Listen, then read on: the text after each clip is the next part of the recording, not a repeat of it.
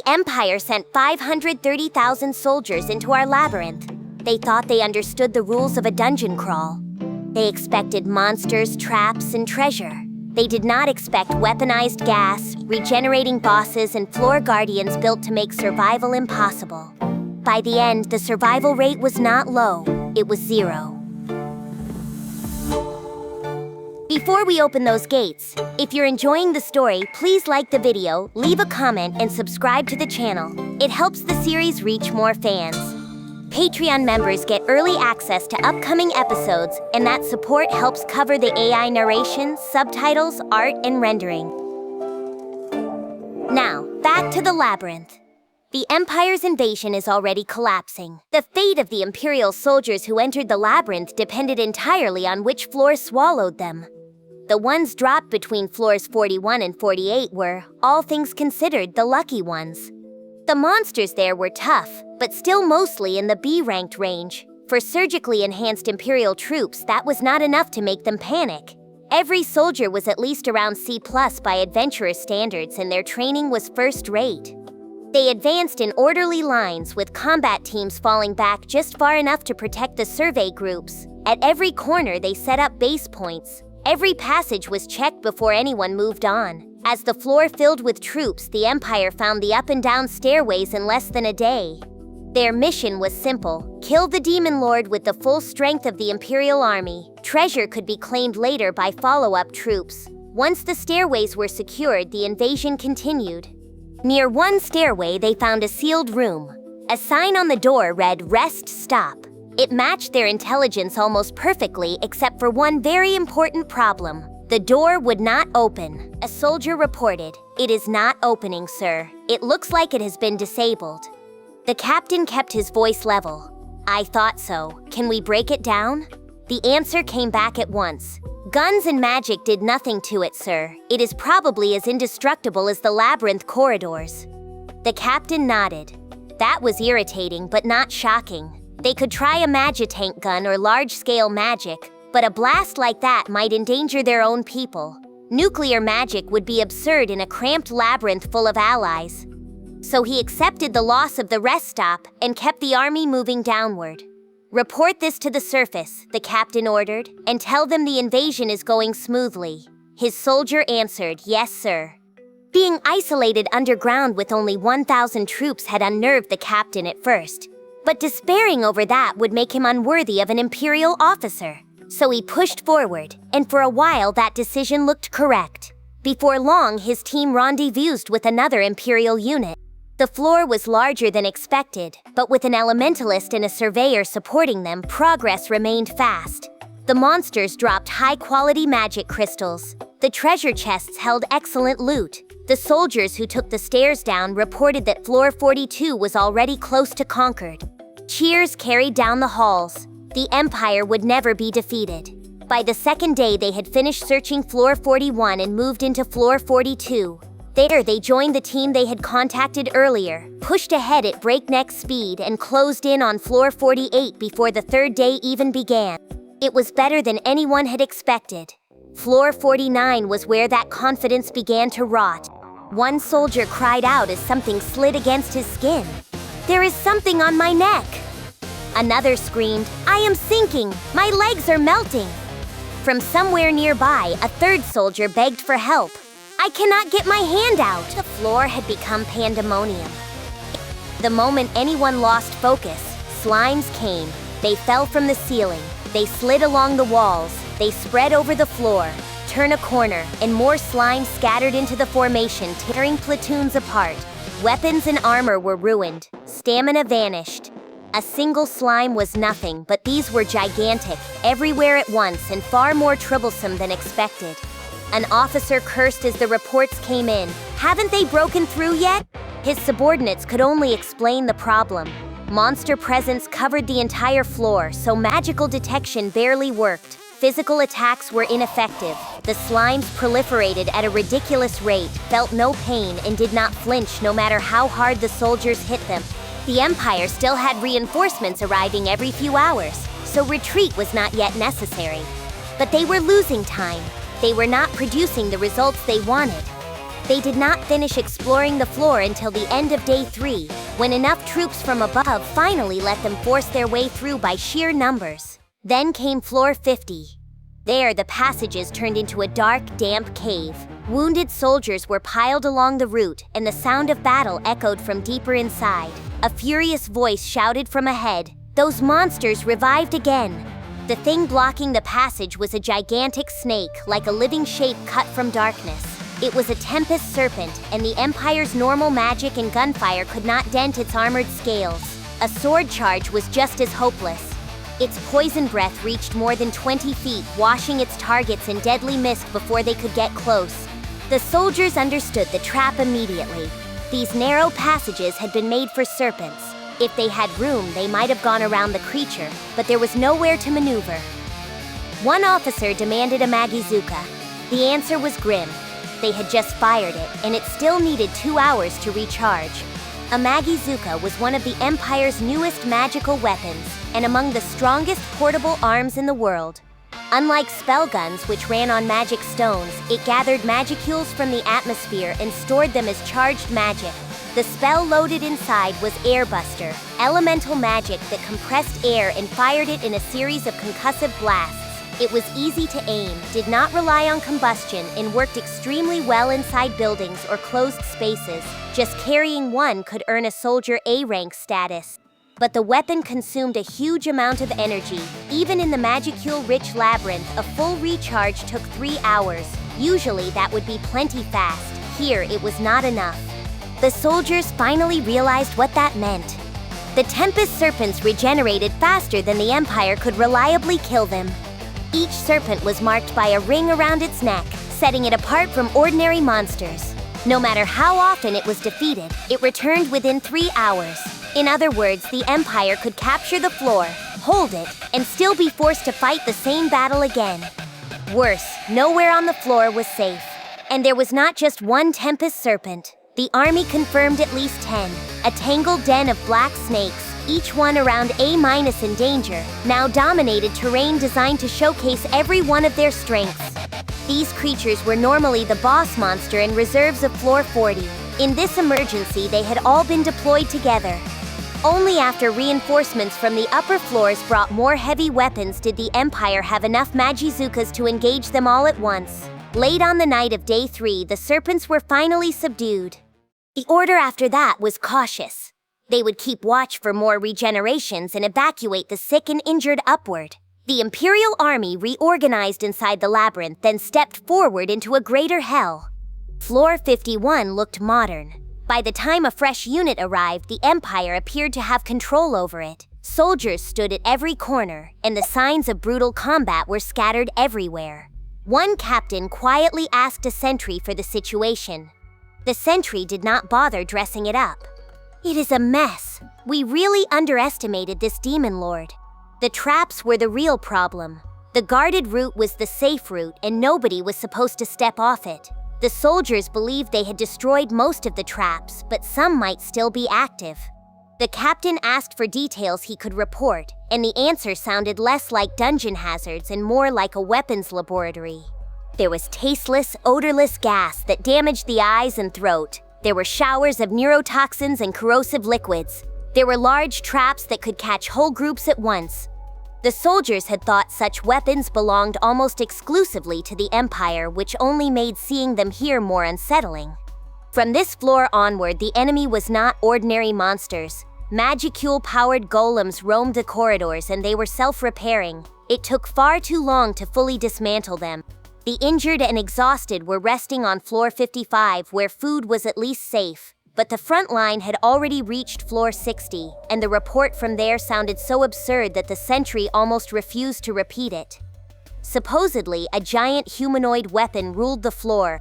The more the captain heard, the more ridiculous it became. An entire army of A-ranked warriors could not find a glimmer of hope against it. Its body was made of magisteel. Swords and guns did nothing. A permanent barrier protected it, so even Magizukas failed. The soldiers had exhausted every option. Then came the detail that made the report feel impossible. The golem spoke, and its voice sounded exactly like old Lord Gadora. The sentry knew how insane that sounded. Reporting it upward felt above his pay grade, but the captain still had a duty to pass the information along and request orders. They would aim for floor 55 first, then decide what to do next. The captain already knew what his superiors would say. They had no alternative plan, no acceptable retreat, and no room in imperial doctrine for turning back. Before the team moved on, the sentry added one more warning. 5 special monsters had been confirmed in the area. None had been successfully beaten. The 5 were a red slime, a golden skeleton, a deathly ghost, a heavy suit of living armor, and a small but powerful dragon. They patrolled these floors among the golems, and anyone who encountered them was as good as dead.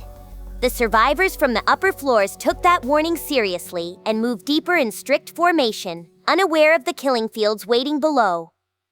By the time the Empire reached floor 70 in force, the reports had turned openly desperate. An officer demanded, "You still have not won?" The reply was strained. "I am sorry, sir. We failed to break through again." That answer threw the soldiers into despair. Floor 70 was home to a massive gate, a boundary between the labyrinth and a great citadel of death. At first, the undead floors had not seemed impossible. The monsters were all undead, and once the soldiers got used to the stench of rotting meat, most were manageable. The first 1,000 troops established a base, linked up with other units, and continued downward. Losing contact with the surface hurt, but they were not alone. More soldiers would arrive when needed. That was what they told themselves. On day 1, they explored and mapped most of floors 61 through 69. Floor 70 was different. It opened into a large, hilly battlefield where every plant had withered away. A scent of death hung in the air. At the far end stood a wall surrounding a fortified city, and in the middle of that wall loomed a giant gate made of bone. There were no drainage pipes, no service doors, no signs of normal life. That made sense because this city belonged to the lifeless. On the first day, the gates stayed shut. The Empire tried to destroy the wall, but every damaged section was quickly repaired by undead spilling out from inside. Approached the wall, and skeleton archers fired from above. Attacking in small numbers was pointless, so the Empire waited for reinforcements. On the morning of day 2, over 10,000 Imperial troops had gathered. Just as they prepared to attack, the great gates opened without a sound. Behind them stood a hideous white king. His pure white bones were polished until they shone, and he spoke fluently to the soldiers across the battlefield. Adalmann introduced himself as the immortal king.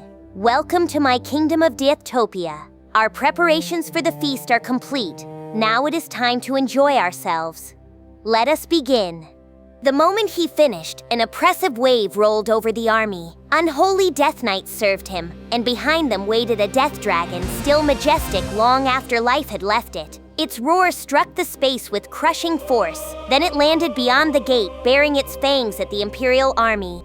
The gates opened fully and undead legions poured out. Death Knights advanced in massive numbers, led by Death Lords one after another. The Imperial soldiers in front of the gate were thrown into confusion as the battle began. The Death Dragon was A-ranked, but that was only part of the problem. Its attribute was undead. Unless its soul was attacked directly, it could not truly be defeated. The Empire could boast all the military power it liked, but if its weapons could not reach the enemy, pride meant nothing. Panic spread through the ranks. Soldiers called for retreat. Others shouted that ordinary flames were useless because the dragon regenerated faster than it burned. Those who understood the danger warned everyone to flee before the miasma shredded their spirits. The death dragon opened its jaw. Zombie breath rained down from above, bathing the targets below. Most failed to resist it and died on the spot. Those contaminated by the dragon's miasma then rose again as zombies, obeying the superior undead being in the area. In other words, every casualty became a new asset under Adalmann's command. The survivors were not safe either. Death Knights mounted on death horses chased down anyone trying to escape. In less than an hour, the 10,000-strong force was wiped out.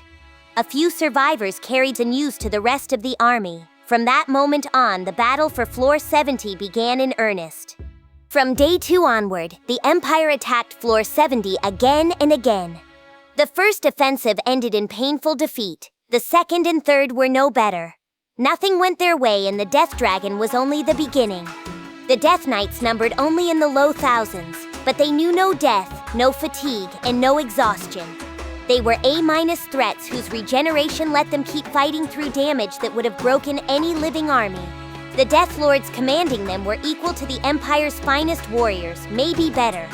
And Adalmann also had the Death Paladin Alberto, one of the 10 dungeon marvels, serving under him. Even so, the Empire was not incompetent.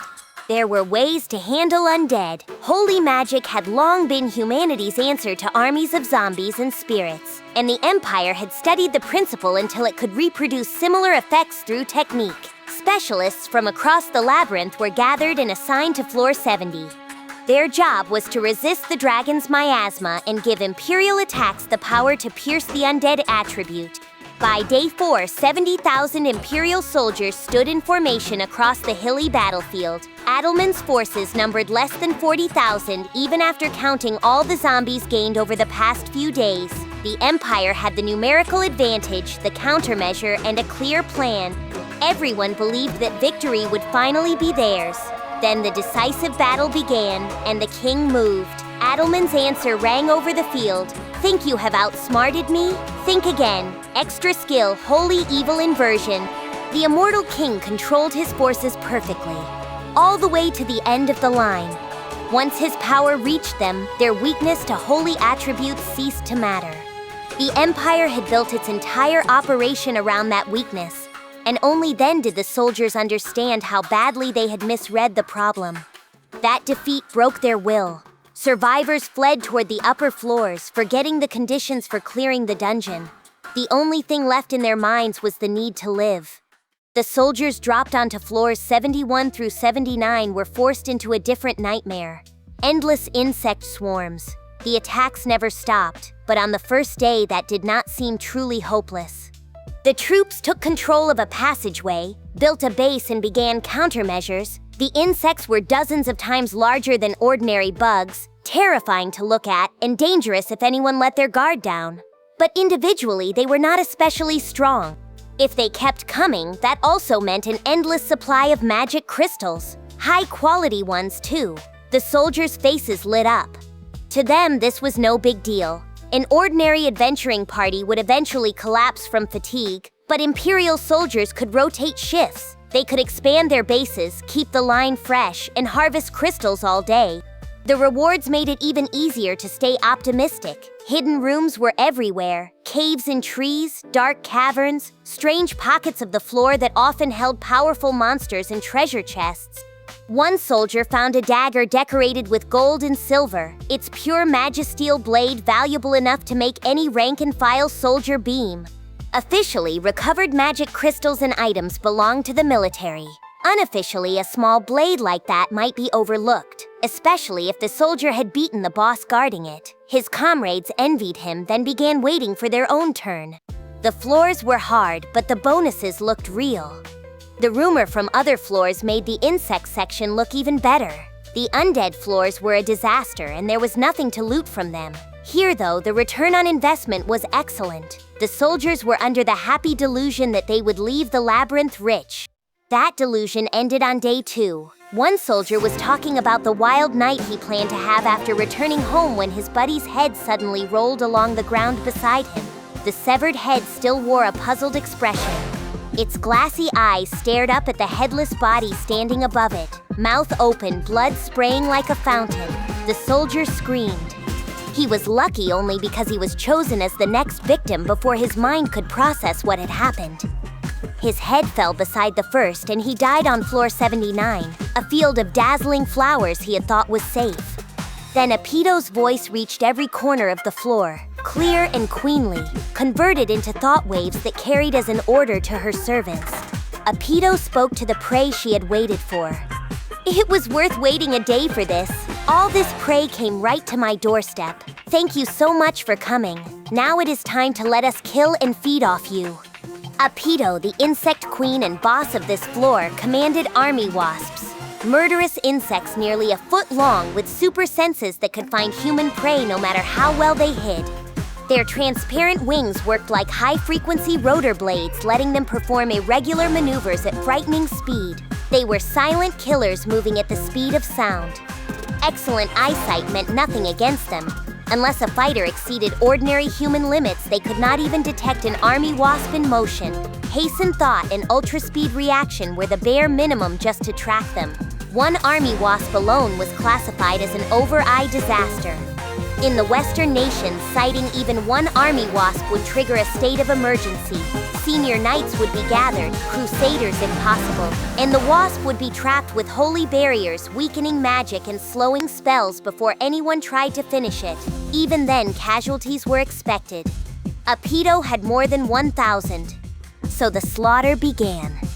Anyone who thought they could handle it was already doomed. Even A-ranked powerhouses were little better than amateurs if they could not react to the wasp's speed. In less than 10 minutes, every Imperial soldier gathered on that floor was dead.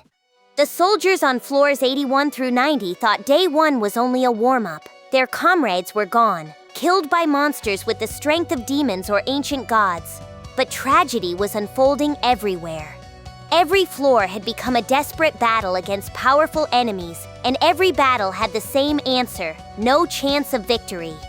Floor 81 looked like a paradise for magical beasts. Strong-bodied creatures formed herds and strutted through the area, but they were still dumb brutes. An Imperial soldier could defeat one by himself, and even groups of 3 to 5 were only dangerous to someone unprepared. The stairs were found quickly. The Floor 81 force linked with the 1,000 soldiers thrown into Floor 82, and everyone felt the situation was manageable. It might take time, but with a few days, the upper 80s should be conquered. Then day 2 came.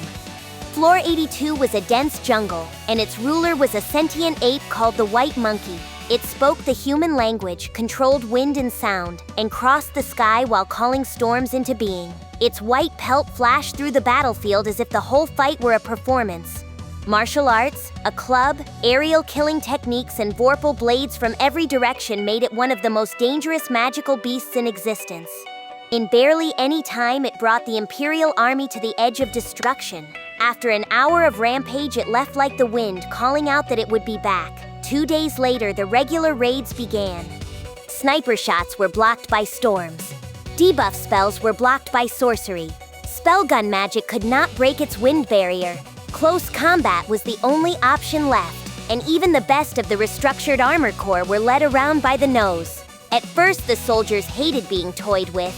Soon, they only wanted the White Monkey to leave them alone. When one exhausted survivor finally saw a white shape again, his thoughts died before he could understand where everything had gone wrong. Floor 83 was an open grassland with clear visibility. The traps there were crude enough to ignore. The weather was fine and the marching soldiers looked almost bright-faced. Then night fell on day 2 and the moon shifted from waxing to full. Suspended in the air was the moon rabbit, lofty and high-minded, master of gravity. Its attacks did not distinguish between friend and foe. But on this floor, that did not matter. Even under a new moon, the rabbit could turn heaven and earth upside down. Under the full moon, the Imperial army was crushed beneath super-gravitational force, and night would come again. Floor 84 was a maze of cobblestone alleyways, and the soldiers walking it had gone pale. One thirsty soldier begged for water. Another told him the supply team could not be reached. A third cursed the fact that it had only been 3 days, and he was already too thirsty to eat. For surgically enhanced soldiers, that kind of weakness was hard to believe, but it was not their fault. The Empire trusted its troops to create drinking water with magic, so each soldier carried only a canteen's worth. Portable food had seemed more important. That assumption killed them. The air on Floor 84 held a toxin, and there was not enough evaporated water to collect with magic. The problem was only discovered after soldiers began falling ill. Worse, antidote magic did not work. No matter how often they tried to cure the poison, it kept leaking into the water supply. The soldiers could still breathe, but attrition was already swallowing the front lines. Fevers rose, black spots appeared on skin. Healing magic failed to solve it because this was disease, not ordinary injury. Tiny black-furred mice ran around their feet, so small that nobody cared. That mistake doomed them. The mice were the servants of the Black Mouse, the floor boss and plague monarch spreading the illness. While the soldiers watched for powerful magical beasts, the little mice spread germs freely. If someone with Shinji's restorative skills had been there, Maybe the trap could have been disabled. But no such doctor was present.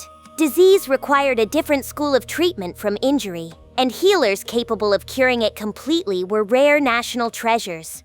They were not serving in this military operation. Death spread through Floor 84 as well.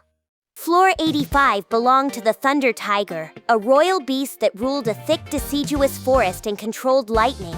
The magical beasts roaming the floor were under its command. The Empire thought it had the upper hand before the tiger appeared. That illusion did not last.